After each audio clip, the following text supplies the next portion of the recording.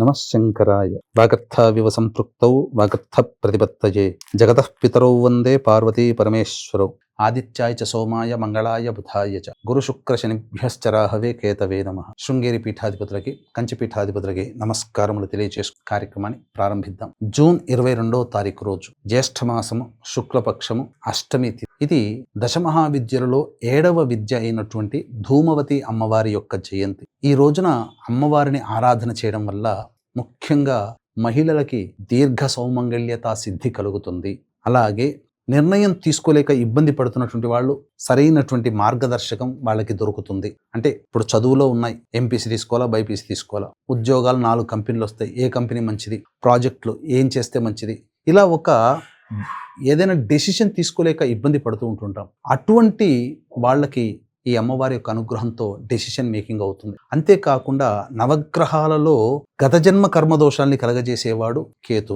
ఈ ప్రభావం వలన చెప్పకుండా మనకు పనులు జరుగుతూ ఉంటుంటాయి, చెప్పకుండా ఇబ్బందులు వస్తూ ఉంటుంటాయి. అటువంటి కేతుగ్రహానికి అంతరిక్ష దేవత ఈ ధూమవతి. ఈ ధూమవతి ఆరాధన చేయడం వల్ల కేతుగ్రహ దోషాలు తొలగిపోతాయి, సర్పదోషాలు తొలగిపోతాయి. అంతేకాకుండా ఈ సంబంధించినటువంటి అమ్మవారి ఆరాధన వల్ల సంపద కలుగుతుంది, ఐశ్వర్యం లభిస్తుంది, అలాగే సమస్యలు దూరం అవుతాయి.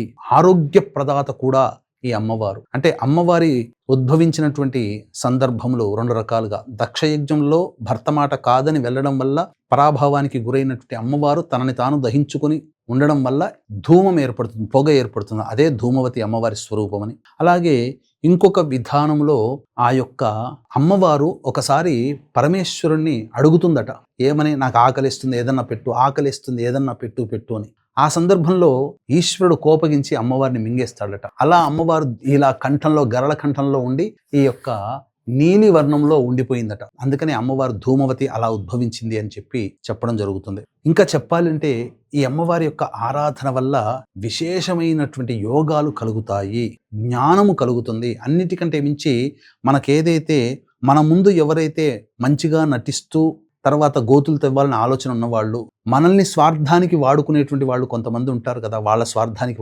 అటువంటి వాళ్ళని దూరం చేస్తుందట. చాలాదా మన జీవితంలో సంతోషంగా గడపడానికి ఒక్క అమ్మవారి యొక్క అనుగ్రహం. కాబట్టి ఈ అమ్మవారి ఆరాధన చాలా విశేషమైనటువంటిది. అయితే 10:24 వరకు ఉదయం ఈ యొక్క ఉత్తర నక్షత్రం ఉండి తదనంతరం హస్తా నక్షత్రం వస్తుంది. హస్తా నక్షత్రానికి అధిపతి ఈ యొక్క చంద్రుడు, కాబట్టి మనఃకారకుడైన చంద్రుడు. కాబట్టి దీన్ని దృష్టిలో పెట్టుకుని 10:24 తర్వాత ఈ అమ్మవారి ఆరాధన చాలా విశేషమైనటువంటి శుభ ఫలితాలు ఉంటాయి. అందుకనే దీన్ని దృష్టిలో పెట్టుకుని సాయంకాలం 6 గంటలకి మన పీఠమాధ్వర్యంలో ఎవరైతే సమస్యల సుడిగుండంలో చిక్కుకొని ఉండి దిశానిర్దేశం లేకుండా ఇబ్బందులు పడుతున్నారో, అలాగే ఆరోగ్యం కోసం ఇబ్బంది పడుతున్నారు, భర్త ఆరోగ్యం పట్ల ఎవరైతే భార్యలు కలత చెందుతున్నారో, అలాగే ఏ పని చేయాలన్నా నిర్ణయం తీసుకోలేకపోతున్నారో, ఒంటరితనంతో ఎవరైతే బాధపడుతున్నారో అటువంటి వాళ్ళకి దోష నివారణార్థమై సాయంకాలం 6 గంటలకి జూన్ 22వ తారీఖు రోజున ధూమవతి హోమము, ప్రత్యంగిర హోమము, బగళాముఖి హోమంతో పాటుగా మీ జాతకరీత్యా కలుగు విద్య, వివాహ, ఉద్యోగ, దాంపత్య, అనారోగ్య సమస్యల నివారణకి సర్వదోష నివారణ పూజలు, హోమాలు జరిపించి, అలాగే మేష, మిథున, కర్కాటక,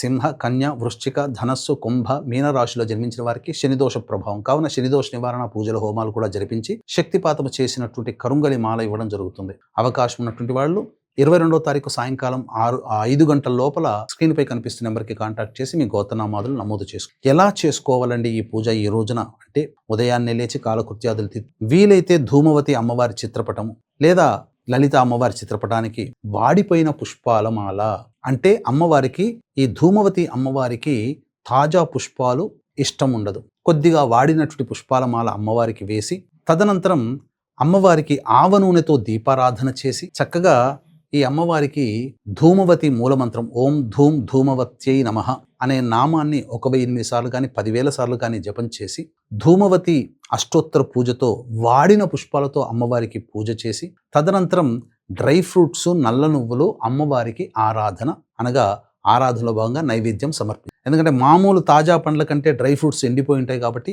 ఆ విధంగా అమ్మవారికి ఇష్టం. ఈ అమ్మవారి రూపం ఎలా ఉంటుందట, చింపిరి జుట్టుతో ఉండి, ముసలి రూపముతో ఉండి, నుదుటిన బొట్టు కూడా లేకుండా తెల్లటి వస్త్రాలు ధరించి ఒక చేతిలో చాట పట్టుకొని రథం మీద కూర్చొని, గుర్రం లేని రథం మీద కూర్చొని వికృతాకారముతో శ్మశానము గుండా వెళుతూ వస్తుందట. కాకి వాహనమట ఈ అమ్మవారికి. అందుకనే ఈ అమ్మవారి ఆరాధన చేయడం వల్ల ఈ సంబంధించినటువంటి గత జన్మ కర్మదోషాలతో పాటు శనిదోష నివారణ పూజలు కూడా శనిదోష నివారణ కూడా జరుగుతాయి. ఈ విధంగా మనిషి కర్మ బంధాల నుంచి విముక్తి అవుతాడు. ఈ అమ్మవారికి విశేషముగా ఈ యొక్క అర్చనాది కార్యక్రమాలు జరిపించిన తరువాత కాకులకి ఏదైనా తినే పదార్థాలు పెట్టాలి ప్రాణులలో. ఇక ఇంటికి దగ్గరలో కానీ ఎవరైనా కానీ వృద్ధ వితంతు మహిళ, అంటే వృద్ధ వితంతు అంటే 60 సంవత్సరాలు దాటినటువంటి మహిళకి ఈ సంబంధించినటువంటి ఏదైనా కానీ వస్త్రము, అలాగే ఆమె తీసుకొని ఉపయోగించుకునేటువంటి వస్తువులు భోజనం పెట్టి ఆ వృద్ధ వితంతు మహిళకి దానము చేయాలి. ఈ విధంగా ఎవరైతే చేస్తారో ధూమవతి యొక్క అనుగ్రహాన్ని పొందిన వాళ్ళు అవుతారు. ఈ ధూమవతి యొక్క అనుగ్రహాన్ని పొందిన దారభ్యత మీకున్నటువంటి సమస్యలు అన్నీ కూడా చకచక తిరిగిపోతాయి. అందరూ కూడా ఆనందంగా ఉంటారు.